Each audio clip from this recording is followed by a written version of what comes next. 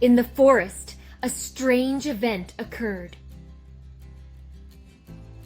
Each morning, the stag's antlers were mysteriously disappearing. The stags were baffled and embarrassed, unable to understand what was happening while they slept. The other animals speculated wildly, with theories ranging from mischievous fairies to crafty thieves. Curious to solve the riddle, a clever squirrel named Sally stayed awake all night, watching the stags.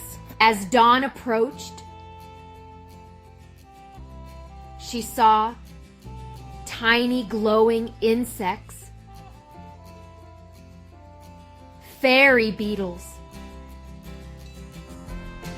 crawling up the antlers and nibbling on them like tree bark. Sally quickly shooed the beetles away and explained the mystery to the stags. Grateful, the stags thanked Sally for saving their antlers from vanishing completely. Subscribe and like for more.